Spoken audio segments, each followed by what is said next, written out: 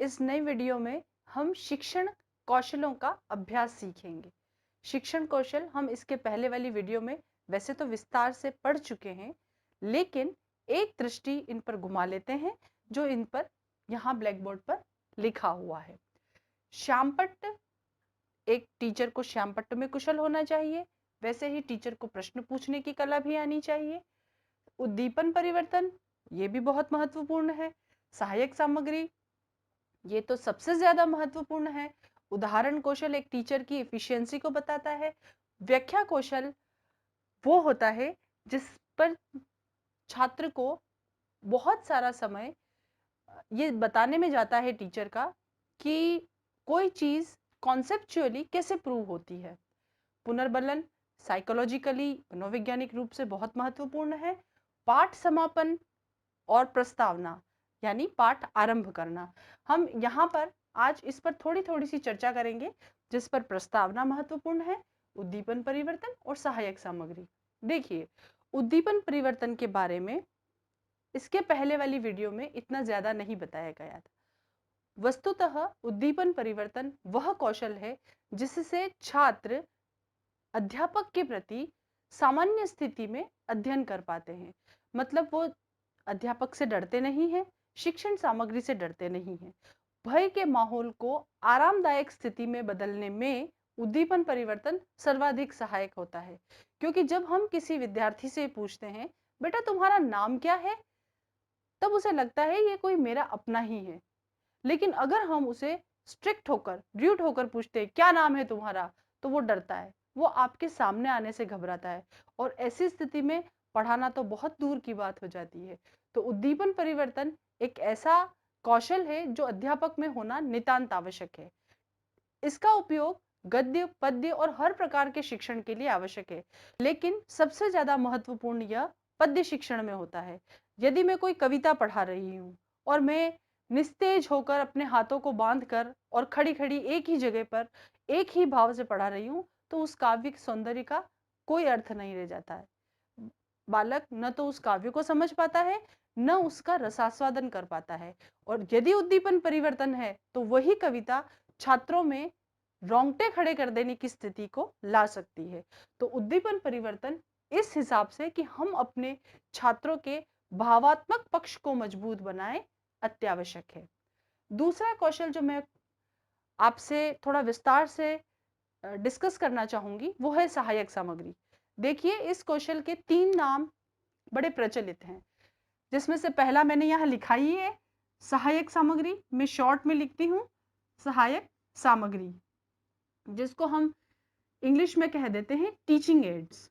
बिल्कुल सही है ये, क्योंकि टीचिंग में जो ऐड करे, मदद करे, वो टीचिंग एड। इसका दूसरा नाम बड़ा प्रचलित है, शिक्षण अधिगम सामग्री। देखिए, इसको यदि मैं आपको इंग्लिश में और शॉर्ट फॉर्म में बताऊंगी तो आपको जल्दी से पता चल जाएगा, क्योंकि आजकल ये बड़ा प्रचलित है। मैं फिर बता रही हूँ, TLM, that is teaching learning material. तो इस तरह से दूसरा नाम इसका होता है टीचिंग लर्निंग मटीरियल। और जो इसका तीसरा नाम है वह है श्रव्य दृश्य सामग्री।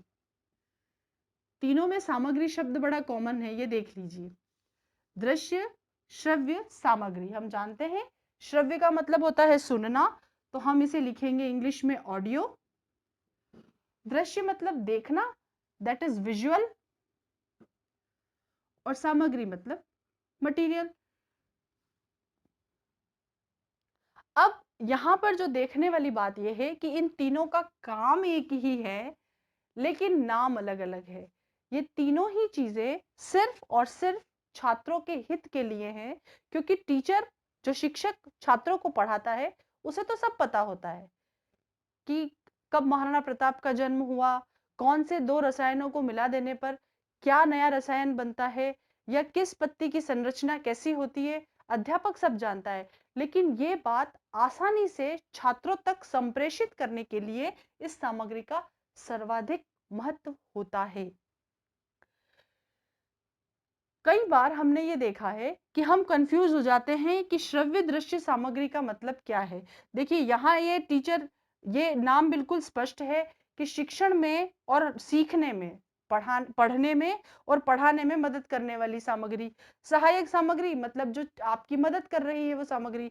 लेकिन यहाँ पर मदद की कोई बात नहीं है, ये यहाँ है जो दिख रहा है, सॉरी जो सुन नहीं दे रहा है और जो दिखाई दे रहा है।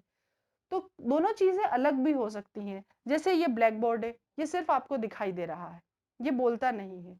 और रेडियो है जो सिर्फ बोल रहा है। हाँ, रेडियो आपको बाहर से दिखाई दे रहा है लेकिन उसके दृश्य में परिवर्तन नहीं हो रहा है। वहीं टेलीविजन है या हमारे जो प्रोजेक्टर पर आजकल फिल्म्स चलती हैं या जो हमारा मोबाइल है, ये सारी चीजें दिखती भी हैं और सुनाई भी देती हैं। तो वो सामग्री जो दोनों काम करती है वो श्रव्य दृश्य, जो सिर्फ एक काम करती है वो उसके नाम से जानी जाएगी। जैसे ब्लैक बोर्ड दृश्य सामग्री है और रेडियो श्रव्य सामग्री है। तो इस तरह से ये तीनों अपने अपने नाम के अनुसार डिफाइन होते हैं लेकिन वस्तुतः ये एक ही चीज है। अब जो अंतिम कौशल है मैं उस पर आपका थोड़ा ध्यान विशेष देना चाहूंगी, क्योंकि कई बार ये होता है, हमने कक्षाओं में देखा है कि छात्र यदि प्रस्तावना बनाते हैं तो वो सिर्फ और सिर्फ पूरे वर्ष प्रस्तावना पर ही ध्यान दिए जाते हैं, क्योंकि प्रस्तावना सबसे पहले क्लास में जाकर करनी होती है और सबसे पहला कौशल अमूमन सारे विद्यार्थी प्रस्तावना ही सीखते हैं। लेकिन प्रस्तावना सिर्फ एक हिस्सा है, एक चरण है जिसे पूरी तरह से जल्दी से, आसानी से और सबसे महत्वपूर्ण प्रभावी तरीके से पूर्ण किया जाना चाहिए। 5 से 7 मिनट में प्रस्तावना कर देनी चाहिए, लेकिन वो तब होती है जब हम इस पर कुशलता प्राप्त कर लेते हैं। अब यहाँ तक आप लोगों को ये लग सकता है कि ये कौशल ठीक है टीचर में होने चाहिए, लेकिन ये कौशल आए कैसे? एक टीचर में ये कौशल कैसे उत्पन्न किए जाएं या कोई टीचर, कोई अध्यापक इनको सीखे कैसे? तो सबसे महत्वपूर्ण है अभ्यास। Practice makes a man perfect, ये हम सब ने सुना है। Practice makes a man perfect, क्योंकि यदि आप अभ्यास नहीं करेंगे तो वो चीज आप में सिद्ध नहीं होगी। संस्कृत का एक श्लोक भी कहता है, अनभ्यासे विषम विद्या। यदि हम विद्या का अभ्यास नहीं करेंगे तो वो विष बन जाएगी, जो हमारे किसी काम की नहीं रहेगी। तो हमें प्रैक्टिस करनी है, हमें अभ्यास करना है, और वो अभ्यास हमारे मनोवैज्ञानिकों ने, हमारे शिक्षा शास्त्रियों ने कुछ इस तरह से बनाया है। देखिए, इस शिक्षण कौशल के अभ्यास को हमने सूक्ष्म शिक्षण का नाम दिया है। सूक्ष्म यानी छोटा, ये बताने की बिल्कुल जरूरत नहीं है, और इंग्लिश में इस सूक्ष्म को ही हम माइक्रो कहते हैं, तो हमने यहां पर भी इसको माइक्रो टीचिंग नाम दे दिया है।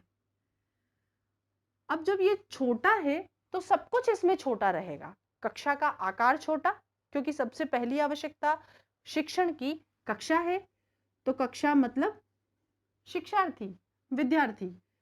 यहां पर मैं स्टूडेंट लिख दूं, विद्यार्थी। विद्यार्थी का आकार छोटा मतलब कम विद्यार्थी, विद्यार्थी कम। पढ़ाने का जो पाठ्य सामग्री है वो भी कम, और साथ ही साथ जो समय लगने वाला है वो भी कम, क्योंकि हम यहाँ पर उस 40 मिनट के शिक्षण में जितने कौशलों का प्रयोग किया जाना है उसके टुकड़े करके सीख रहे हैं। तो हमें सब चीजों की आवश्यकता टुकड़ों में ही होगी, तो हमने समय के भी टुकड़े कर दिए, समय हमने कम कर दिया, साथ ही हमने जो हम पढ़ा रहे हैं उस शीर्षक को, जिसे हम टॉपिक कहते हैं, उसको भी कम कर दिया, और साथ ही साथ हमने यहाँ पर विद्यार्थी भी कम कर दिए। तो अब मैं इसका साइकिल आपको बताती हूँ। हम सूक्ष्म शिक्षण को एक साइकिल के द्वारा रिप्रेजेंट करते हैं, जिसमें सबसे पहले विद्यार्थी को प्लान करने को कहा जाता है। जैसे हिंदी में हम योजना बनाते हैं। विद्यार्थी अपने घर से पाठ बनाकर लाता है। ध्यान रहे वो पाठ की विषय सामग्री कम होनी चाहिए और साथ ही साथ वो कम समय में पूरा होना चाहिए। मतलब आप उस समय में पूरा सौर मंडल नहीं पढ़ा सकते हैं, आप उतने समय में पूरा ज्वालामुखी नहीं पढ़ा सकते हैं। तो आपको क्या करना है? छोटा ज्वालामुखी का परिचय, सौर परिवार, एक नजर, बस इससे ज्यादा नहीं। तो ये पाठ योजना यहाँ तैयार करनी है। फिर यहाँ आकर जब कक्षा में विद्यार्थी आएगा तो वो उसका प्रस्तुति करेगा पाठ की। तो पाठ का प्रस्तुतिकरण यहाँ किया जाएगा, जिसे हम इंग्लिश में कहते हैं प्रेजेंटेशन।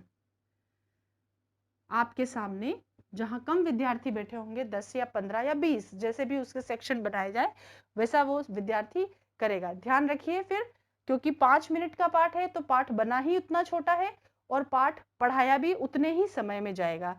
इस पाठ प्रस्तुतिकरण के आपको 10 मिनट मिलते हैं।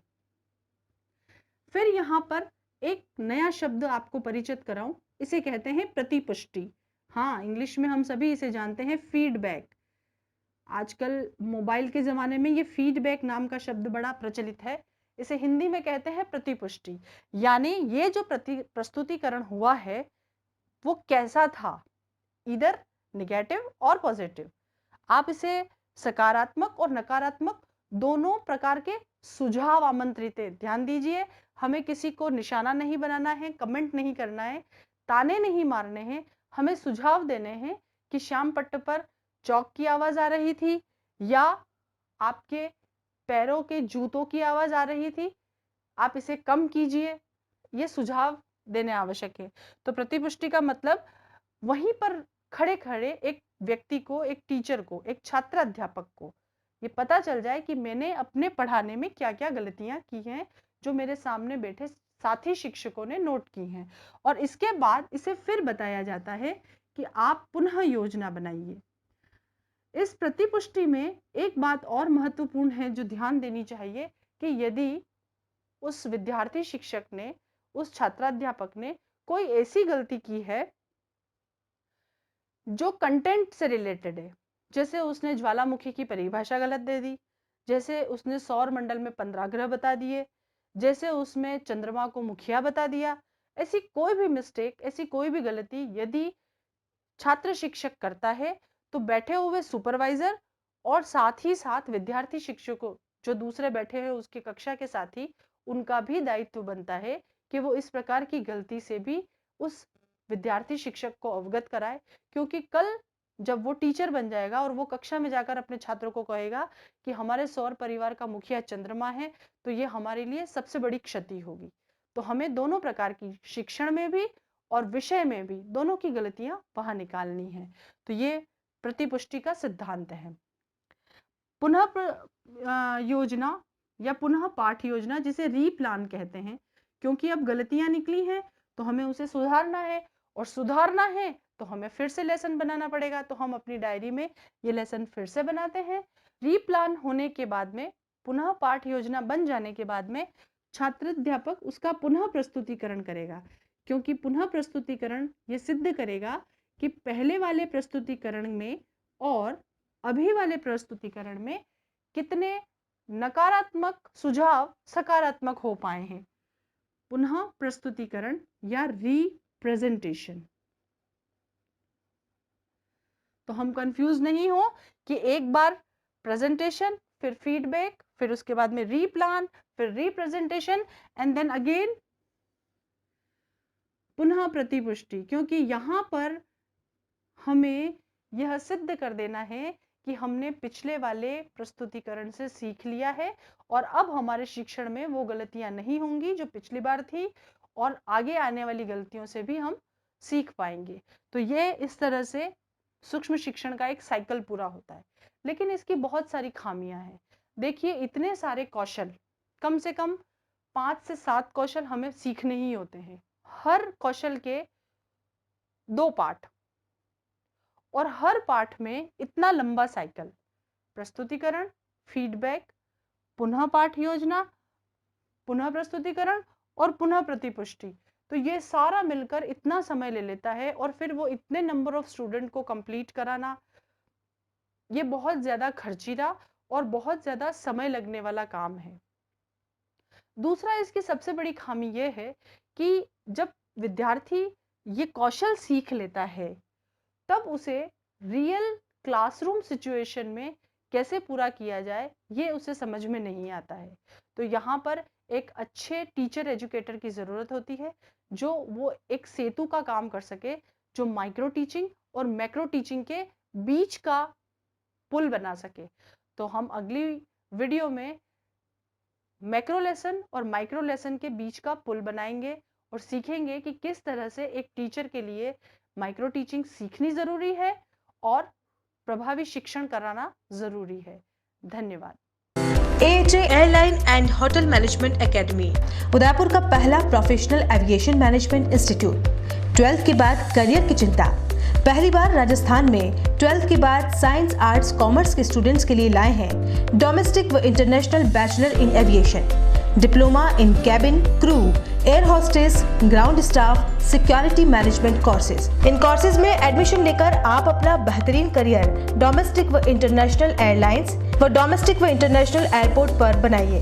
कोर्सेज के साथ प्रत्येक वर्ष एक foreign tour, international airport training, foreign internship Dubai, Thailand, Malaysia, Singapore में, grooming and personality development classes, spoken English, French and Arabic language classes, yoga, swimming, gym classes. Institute के अनेक स्टूडेंट्स का Indigo, SpiceJet, Vistara, air India व domestic व international airport पर selection हो चुका है। बनाएं एक अच्छा करियर एविएशन व टूरिज्म फील्ड में। AHA, the first and only institute to start the bachelor's, domestic and international degree in aviation and tourism with 100% job placement in the leading airlines of India and international. Admission open. First floor, Paradise Complex, opposite Agrawal Dharmshala, Sector 11, Udaipur. Call it 70231 44442 8107 392702. Website www.ahaudaipur.com.